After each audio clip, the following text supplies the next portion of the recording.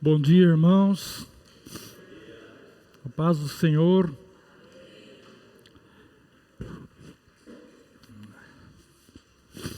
Essa semana eu estive assim, peguei aquela virose que todo mundo pega um dia na vida e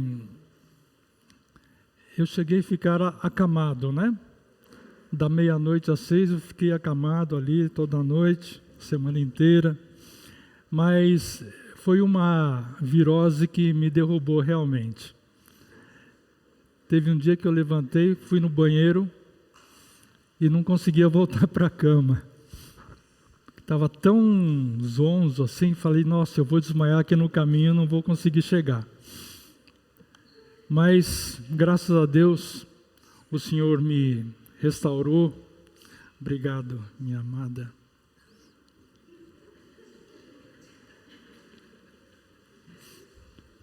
O Senhor me restaurou e hoje estou aqui para trazer esta mensagem. E eu fico assim surpreso, não deveria ficar, mas fico muito surpreso com as coincidências que Deus proporciona. Porque tudo aquilo que o Gilson falou era a minha mensagem de hoje, então vai ficar uma mensagem duplicada, né? Porque ele falou de que a vida é muito breve, é muito passageira, que ele já faz 40 anos que aprendeu aquele hino do brilho celeste, e também os hinos, os cânticos que ele trouxe, né? Fala de usa-me, Senhor, enche-me, né? E transforma-me. E também de coisas que tudo aqui consagro a ti, Senhor, né? Então, são coincidências que Deus faz, mas tudo coopera para a edificação do corpo de Cristo.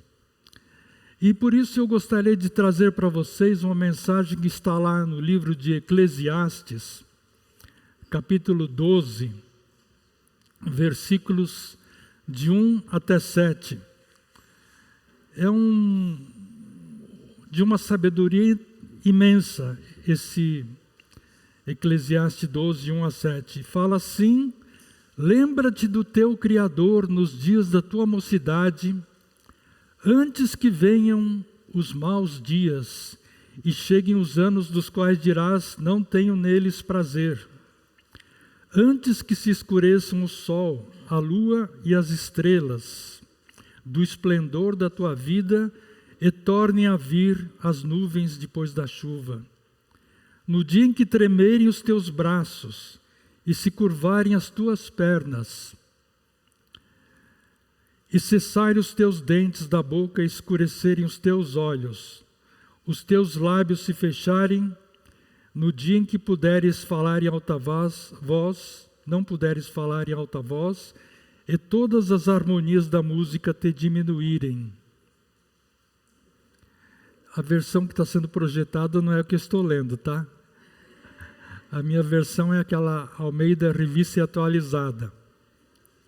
Como também quando temeres a altura e te espantares no caminho, e te embranqueceres e o gafanhoto te for um peso, e te perecer o apetite porque vais à casa eterna. Antes que se rompa o fio de prata, e se despedace o copo de ouro, e se quebre o cântaro junto à fonte, e se desfaça a roda junto ao poço, e o pó volte à terra e o espírito volte a Deus. E esse texto nos faz refletir sobre a nossa vida. E eu me vejo em cada versículo desse texto. Eu vejo a minha vida refletida aí. Principalmente nesse versículo 3, em que fala que no dia em que tremerem os teus braços e se curvarem as tuas pernas e cessarem os dentes da tua boca. Porque eu vejo que meus braços já não têm a mesma força. O gafanhoto ainda não é um peso para mim, mas aquele da academia, assim, de 3 quilos já é um peso para mim. As minhas pernas já não têm a mesma força também. E a minha dentista sabe que volta e meia eu estou lá no consultório por causa que os meus dentes se quebram a qualquer hora. E já não posso mais falar em alta voz. Os meus olhos também já não são os mesmos, já operei até de catarata. Então, eu vejo que realmente a mocidade já foi ficando para trás. Mas eu vou trazer para vocês uma má notícia. Que envelhecer não é um privilégio meu. É um privilégio de todos. Você sabia que a vida média do brasileiro é de 75 anos? 72 para os homens e 79 para as mulheres. Graças a Deus as mulheres vivem mais que os homens. Que as mulheres elas têm a capacidade de suportar a vida, né? Mais que os homens, né? Mesmo sem a ausência do companheiro. Então, se você imaginar que a vida é um jogo de futebol, quem passou dos 38 anos, ou seja, passou a metade aqui da expectativa, já está no segundo tempo do jogo. E aí você começa a olhar para trás e você pensa, poxa, eu estou perdendo de 2-0, 3-0. Mas uma boa notícia é a seguinte, que o jogo não se ganha no primeiro tempo. Todo corintiano sabe disso. O jogo se ganha no segundo tempo e muitas vezes na prorrogação do segundo tempo. Tem um ditado antigo que fala que existem 3 coisas que não voltam atrás. A flecha lançada não volta atrás.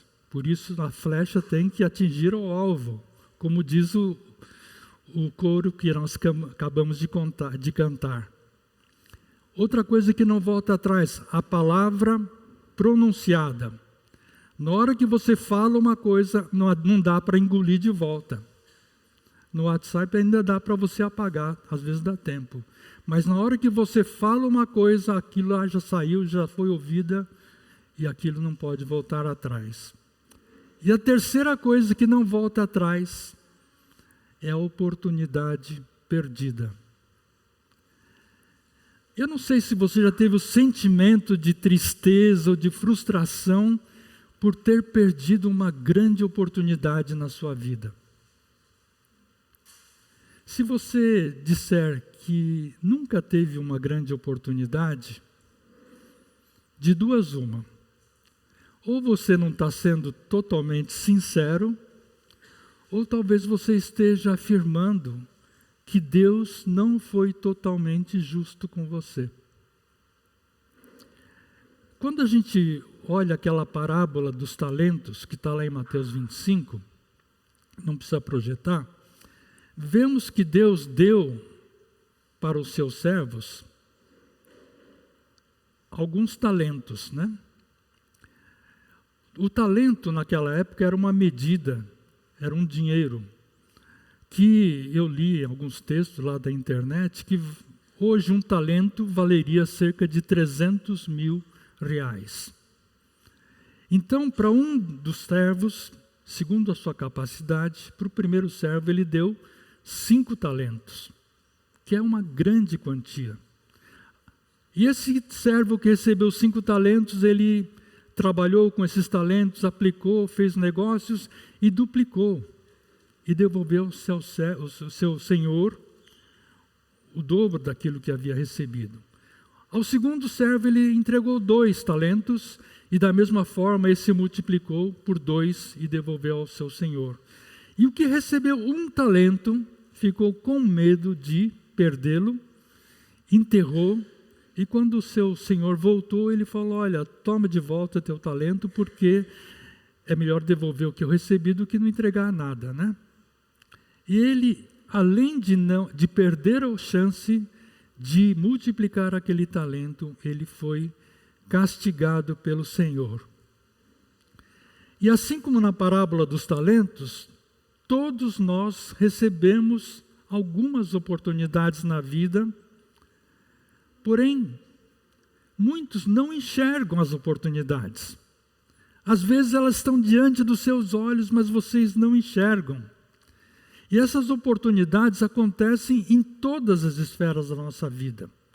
Tanto na vida afetiva, na vida familiar, na vida profissional, na vida cristã.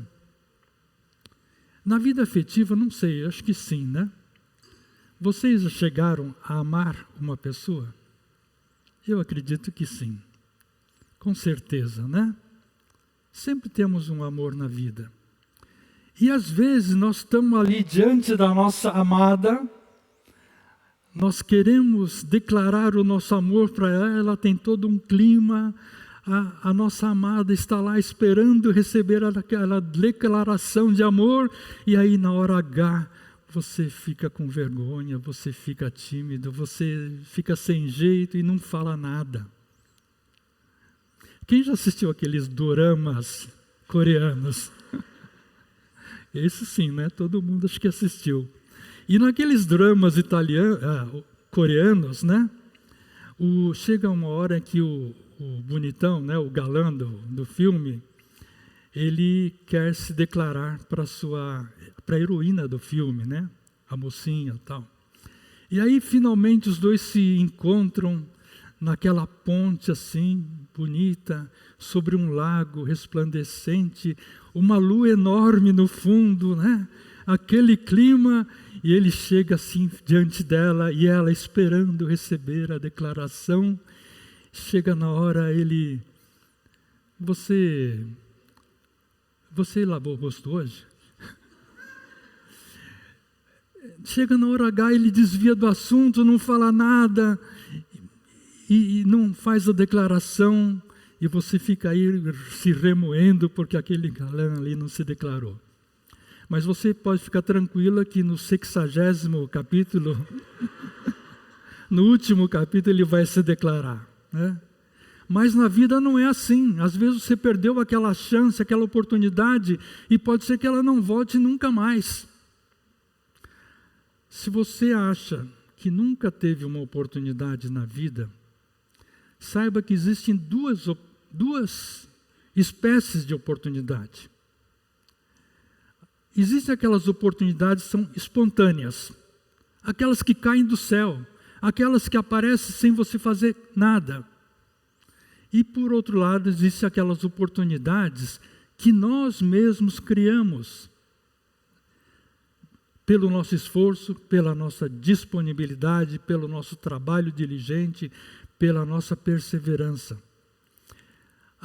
As oportunidades espontâneas, elas estão constantemente brotando ao nosso redor. Eu não sei se você já entrou num bambuzal depois de uma chuva, e se você olhar para o chão, você vai ver um monte de takenoko, brotinho de bambu saindo do chão. Mas muitas vezes a gente fica olhando para a copa das árvores, admirando aquelas folhagens, e não vê aqueles brotos, aquelas oportunidades brotando do chão. E às vezes na vida cristã, essas oportunidades aparecem. E aparecem com muita frequência. Às vezes nós nos deparamos com alguém procurando uma palavra de conforto, alguém procurando ajuda, alguém procurando uma palavra de consolo. E muitas vezes nós perdemos a chance de falar de Cristo, de falar da palavra da salvação para aquela pessoa que veio nos pedir ajuda. Por outro lado, as oportunidades criadas surgem principalmente na área profissional. E às vezes pode ser que surja uma oportunidade de você ser promovido, de você talvez mudar de emprego. Porém, muitas dessas oportunidades, elas aparecem sempre envoltas, embrulhadas, num manto de dificuldades.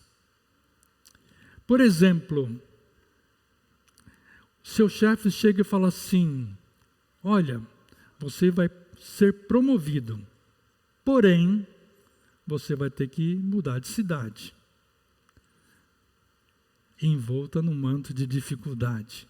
Você vai fazer um trabalho fora do país, porém, você vai ter que aprender uma nova língua, e rápido. Às vezes aparece uma oportunidade muito boa, mas você vai ter que trabalhar à noite, das meia-noite até as 8 da manhã. Então, às vezes recebemos essas oportunidades e enxergamos somente a casca, enxergamos somente a dificuldade. Então, muitas vezes nós desistimos, muitas vezes nós não aceitamos um desafio novo por causa disso. E nós, muitas vezes, somos como árvores plantadas num lugar onde a gente não gosta, plantada num ambiente que nós não gostamos, que não nos faz bem. E, no entanto, por comodismo, ou por falta de fé, ou por falta de vontade mesmo, nós não fazemos nada para sair daquele lugar. E o que acontece com as árvores? As raízes vão ficando cada vez mais profundas e vai ficando cada vez mais difícil sair daquela situação.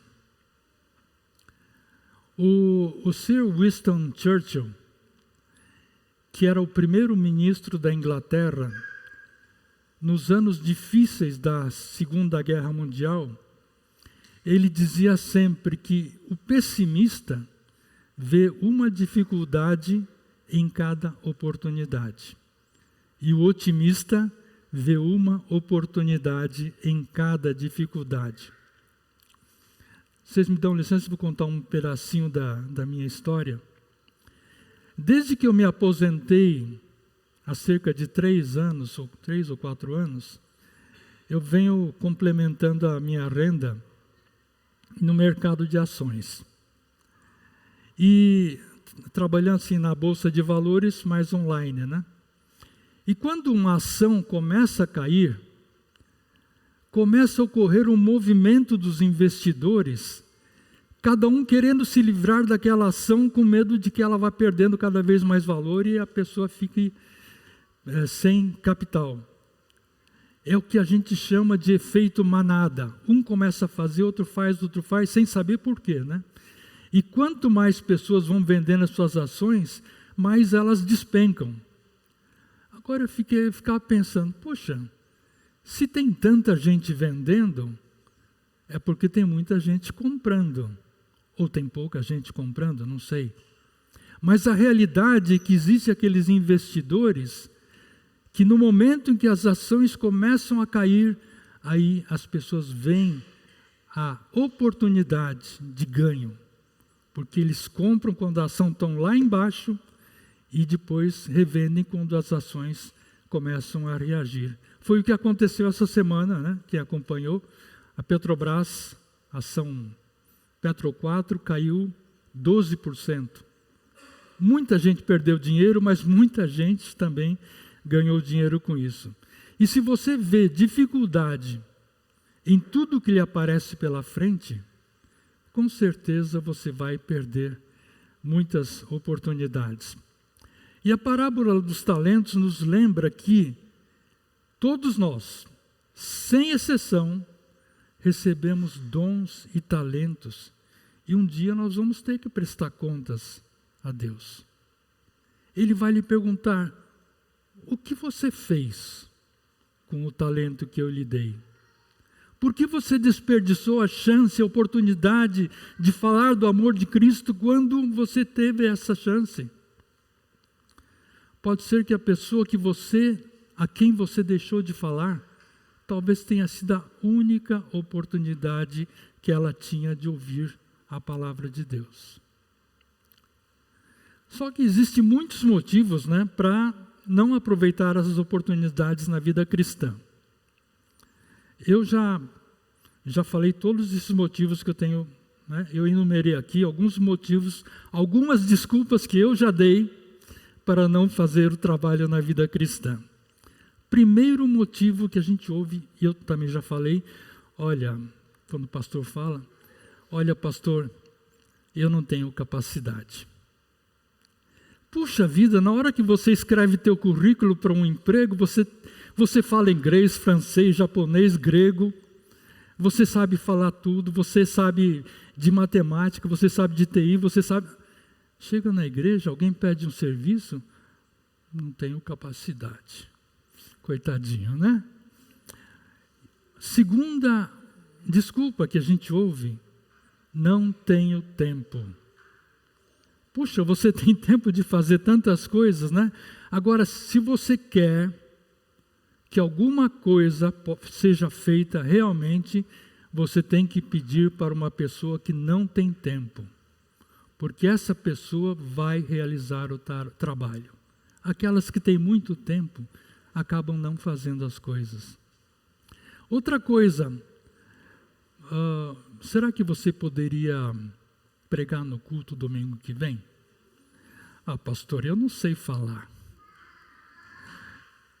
Essa foi a desculpa que Moisés deu quando Deus falou para ele: Moisés, vai lá e tira o povo do Egito. Vai falar com Faraó que você vai tirar o povo do Egito. E aí Moisés falou: mas Deus, tu sabes que eu sou pesado de língua. Tu sabes que eu sou meio gago, não sei falar. E aí o que Deus respondeu para Moisés? Moisés, quem fez a boca do homem? Quem fez o mudo ou quem fez aquele que sabe falar? Quem fez aquele que ouve, aquele que não ouve? Vai e eu colocarei as palavras na tua boca. É isso que Deus, essa repreensão que Deus faz com Moisés. Outra desculpa, quando eu me aposentar, eu prometo que vou fazer. Olha, eu já me aposentei, eu tenho certeza que você não vai cumprir o que você prometeu. Porque quando eu me aposentar, eu não vou ter o mesmo vigor, eu não vou ter a mesma disposição, eu não vou ter a mesma saúde. Você tem que dedicar os melhores anos da sua vida para o trabalho do Senhor. E os melhores anos da sua vida é hoje. Hoje é dia de trabalhar para o Senhor, para o crescimento do seu reino aqui na terra. Outra desculpa. Alguém chega e pergunta: olha, você poderia contribuir para a igreja de Jundiaí? Olha, pastor, eu não tenho condições financeiras. Eu me lembro muito bem do pastor Kikuchi, meu sogro, e ele sempre dizia assim: eu sou pobre, mas meu pai é muito rico. E até a Mitil está aí, mas ela estava contando. Eu falo para a Mitil que ela tem que assistir as minhas mensagens, porque ela é minha referência, tá? É meu contraponto aqui. Então, até ela estava me contando que os pais dela tiveram 8 filhos e ainda criaram mais um adotivo e sustentaram a todos sem ter condições financeiras. Tem uma resposta aqui que parece muito contundente, né? Que fala assim: primeiro permita-me sepultar meu pai. Essa foi uma desculpa que um dos discípulos que não seguiram a Jesus deu, um dos discípulos que deu essa resposta, falou assim: mestre, eu vou te seguir, mas permita-me primeiro sepultar meu pai. Parece uma reivindicação muito justa, né? Morreu o pai, vai lá, sepulta, depois você volta. Mas Jesus conhecia muito bem o coração do discípulo. É capaz até do pai nem ter morrido ainda. E ele fala: permita-me sepultar meu pai. Quando meu pai morrer, daqui uns anos, não sei quando, aí eu vou seguir a ti, Jesus. Lá está essa passagem lá em Mateus 8, 21. Agora, tem uma desculpa que essa aí eu aceito sem conversa. O pastor chega e fala assim: será que você poderia fazer um trabalho lá em Vila Nova Cachoeirinha? Olha, pastor, eu não vou fazer, porque se eu fizer, minha mulher me mata. Aí não tem conversa, né? Porque mulher está acima de Deus, né? Então, tem que obedecer. E tem uma resposta, olha, que essa também é meio difícil de gente contrapor, né? Eu preciso fazer um trabalho à tarde na igreja e tal. Ó, pastor, não vai dar, porque hoje à tarde tem jogo do Corinthians. Mas essa é uma resposta que só corintiano dá, viu? São Paulino, palmeirense, santista não dá esse tipo de resposta. E na vida cristã nós deixamos de passar muitas oportunidades alegando um monte de desculpas. Porém, na vida cristã, principalmente, nós temos de criar as oportunidades, assim como a gente cria na vida profissional. Eu me lembro de um testemunho do pastor Sato. Acho que vocês, pode ser que tenham lido ali no Cada Dia com Deus desse ano. E o pastor Sato, ele dá um testemunho da técnica que ele usa para criar oportunidades de falar de Cristo. Ele conta o seguinte: ele entra no vagão do metrô, num horário de bastante movimento. Aí ele entra lá, né? O pastor Sato é aquele da igreja lá de Itaquera, né? Do ABA, fundador do ABA. Aí ele entra no vagão do metrô ali e fica no meio do vagão, segurando ali. E quando o pessoal que está lá em volta vê um velhinho japonês de pé ali, aí logo aparece alguém que oferece o lugar para ele. Aí ele pega, aceita, senta no lugar lá e fala em alta voz para que todo mundo ouça. Ah, como é bom, porque existem pessoas tão bondosas, né, que ainda oferecem lugar para os idosos. Aí o pessoal que está em volta, sim, legal, né, pastor? Pastor não, legal, né, velhinho? Ah, tudo muito bem, né? E aí ele fala assim para a pessoa que ofereceu o lugar: olha, em retribuição ao seu gesto tão gentil, você deixa eu tocar um hino para você? Aliás, tocar uma musiquinha para você? A pessoa fala: sim, toca música, né? Como mais que você vai tocar? Aí ele pega, tira do bolso a gaitinha dele, o talento que Deus deu para ele, aquela gaitinha, e toca uma música infantil. A música infantil é bem curtinha, 1 minuto tal, ele toca a musiquinha lá, e o pessoal em volta começa a ouvir, né? Aí quando ele termina a musiquinha, aí o pessoal, bis, toca mais uma, e começam a se manifestar. Aí ele falou: bom, já que vocês insistem, né? Eu vou tocar um hino. E toca um hino bem bonito, e as pessoas começam a ouvir com muita atenção aquilo que ele está tocando. Depois que ele acaba de tocar o hino, ele fala: vocês sabem o que a letra desse hino fala? E aí ele conta brevemente o que a letra daquele hino, a mensagem que aquele hino traz. E depois ele já emenda com um breve testemunho da vida dele, como que ele chegou no Brasil, o que ele fez, como é que ele se converteu. E no final, ele traz a mensagem do Evangelho, da salvação, e pergunta, né, se alguém gostaria de conhecer esse Jesus, tal, né? Depois que ele faz tudo isso, ele se levanta, ele fala assim: olha, eu vou descer na próxima estação, viu? Pode ser que eu nunca mais encontre com vocês, mas eu vou me encontrar com todos aqueles que receberem, eu vou encontrar com vocês no céu, com todos aqueles que receberem a Jesus como seu Salvador. Oportunidades criadas, oportunidades que não caem do céu, mas que a gente encontra um meio de falar de Cristo. E quando ele desce do metrô, muitas vezes ele é até aplaudido, né? Eu me lembro que 2 meses antes de eu me formar na faculdade, a empresa em que eu trabalhava, ela me ofereceu uma oportunidade de trabalho. Eu não tinha nem me formado ainda, era um técnico ali.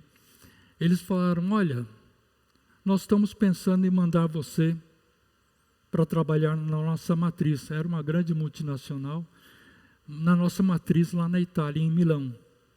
Você quer ir? Eu vi essa proposta como a oportunidade da minha vida. Eu não perguntei quando, como, quanto ia ganhar, eu falei, eu vou.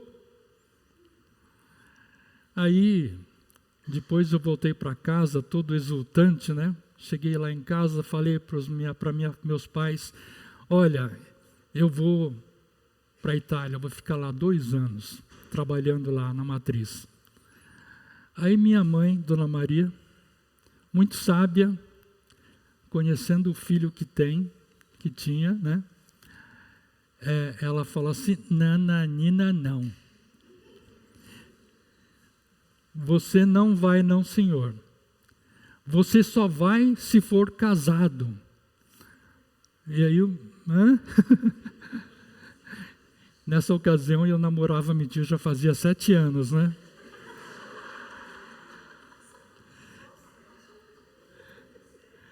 E, moral da história, fizemos um casamento assim, tudo super apressado, né? Em 2 meses aprontamos tudo, o vestido, festa, e não sei o que lá, tal. E casamos e 3 dias depois fomos embora para a Itália. E Deus me deu essa oportunidade na carreira, mas além da oportunidade, Deus me deu aquele empurrãozinho que faltava para eu me casar com a minha tia.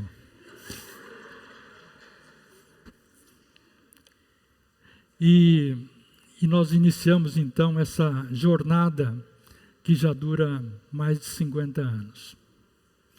Contando os 7 anos de namoro, né, meu tio? Mas nesse período foram muitas mudanças de cidade, de casa. De casa foram umas 12 vezes que nós mudamos. Muitas lutas, muitas bênçãos, e vimos a nossa família crescendo e multiplicando. E nós éramos 2, 50 anos atrás, e hoje, contando filhos, genros, nora e 7 netos, somos em 15. Vocês lembram na parábola dos talentos? O que ganhou 2, duplicou, ficou com 4. Nós multiplicamos por 7.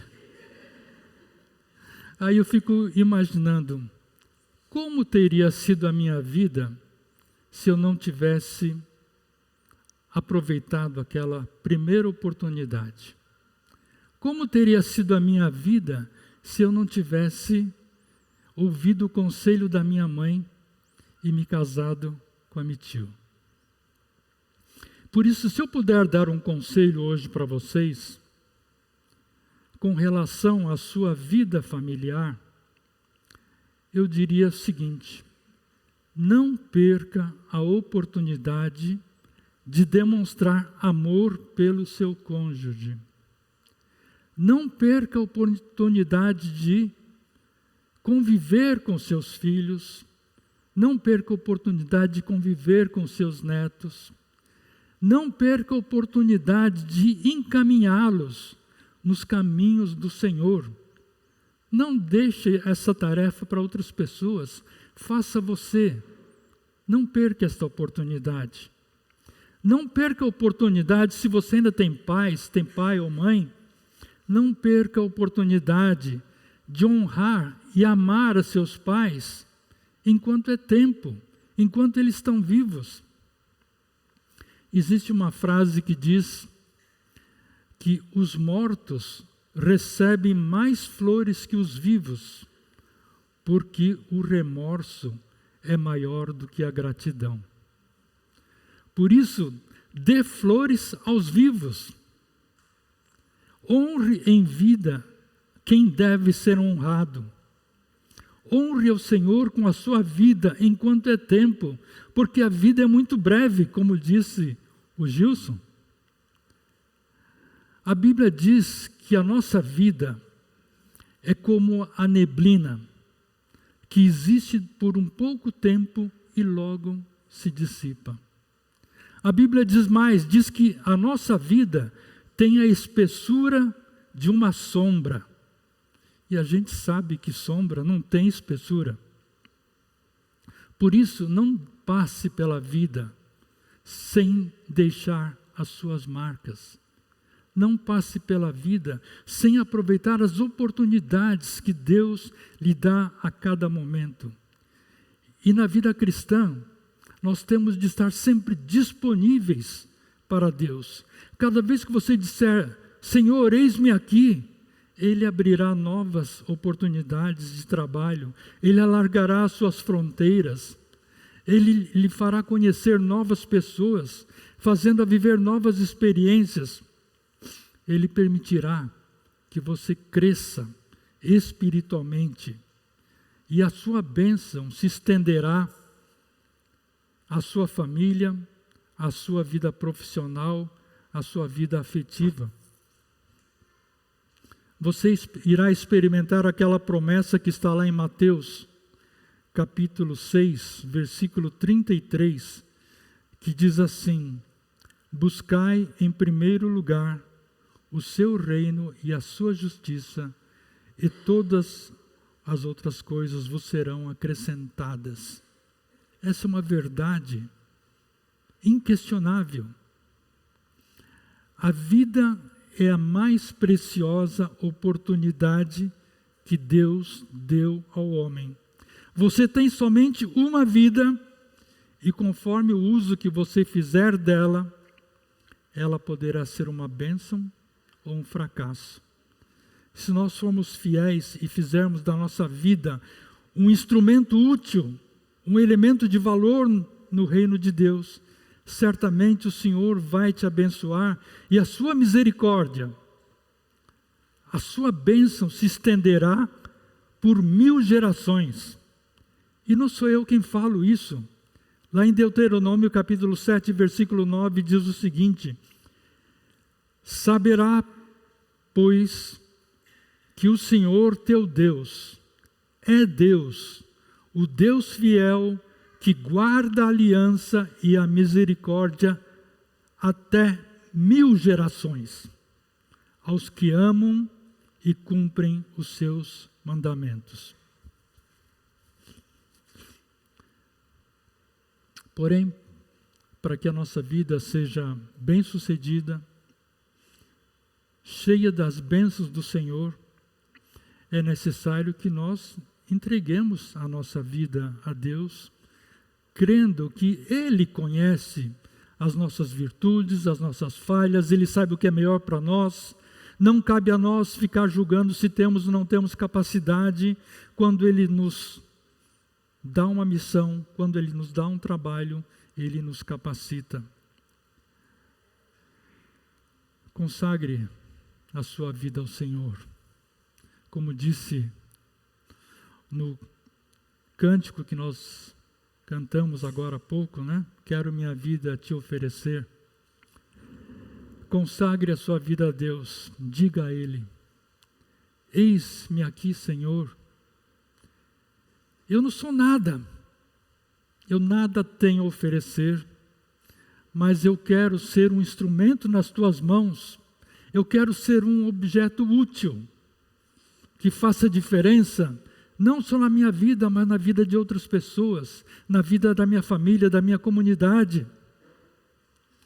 E se você deseja, então, consagrar a sua vida a Deus, esta é a oportunidade que Deus está lhe dando hoje, nesta manhã. Feche os seus olhos.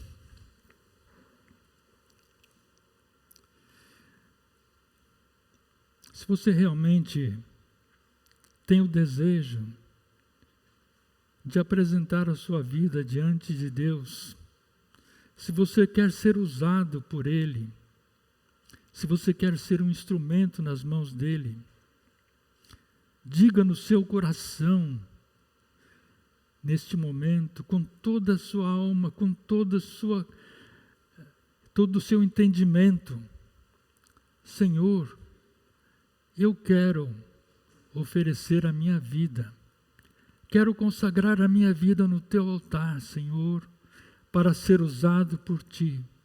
Transforma-me, enche-me e usa-me, Senhor.